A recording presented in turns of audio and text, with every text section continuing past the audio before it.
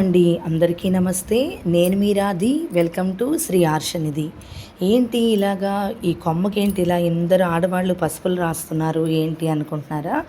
ఇదంతా శ్రీరామనవమి ఉత్సవాల్లోని భాగంగా మాకు మొదట ఇక్కడ పందిరి రాట అనిసని వేస్తారు.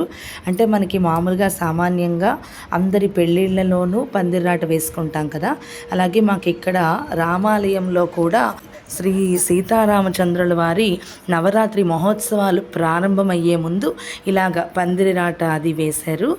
ఇది పాలకొమ్మ, నేరేడు కొమ్మ, మామిడి కొమ్మ ఈ మూడు కలిపి ఇక్కడే పాతుతున్నారు. దానికి పసుపు రాసి బొట్లు పెట్టి అక్కడ ఒక గొయ్యి లాంటిది తీసి అందులోని అందరి చేత కూడా పాలు వేయించి నవధాన్యాలు వేయించి ఈ పాలకొమ్మను వీటన్నిటినీ కూడా అక్కడ పాతుతున్నారు.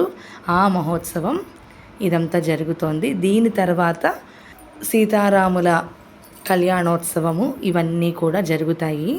మాకు ఇక్కడ మామూలుగా అయితే దేశంలోని అన్ని చోట్ల చైత్ర శుక్ల పాడ్యమి నుంచి నవమి వరకు నవరాత్రి ఉత్సవాలు జరుగుతాయి. కానీ మాకు ఇక్కడ మా ఊరి రామాలయంలోని మాత్రం శ్రీరామనవమి నుంచి నవరాత్రి ఉత్సవాలు ప్రారంభమవుతాయి.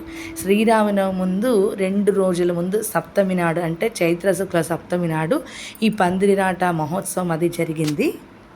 మీకు ఈ వీడియో నచ్చితే కనుక లైక్ చేయండి, షేర్ చేయండి, అండ్ అలాగే కొత్త వాళ్ళు ఎవరైనా ఉంటే సబ్స్క్రైబ్ చేసుకోండి.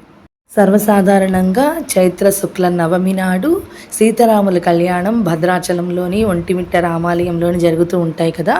కానీ మాకు ఇక్కడ మా ఊరిలోని చైత్ర శుక్ల ఏకాదశి నాడు శ్రీ సీతారాముల కళ్యాణోత్సవం చేస్తారు. ఆ రోజుకి ముందుగా స్వామివారిని అమ్మవారిని పెళ్లి కొడుకుని చేయడం, పందిరిరాట మహోత్సవము ఇవన్నీ కూడా జరుగుతాయి. మా ఊర్లోని ఒరియా వాళ్ళందరూ కూడా మనం ఎలా అయితే ప్రతిదానికి శంఖానాదం చేస్తామో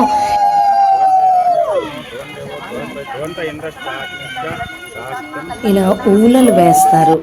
అది వాళ్ళకి చాలా పవిత్రమైనటువంటి శబ్దం అన్నమాట.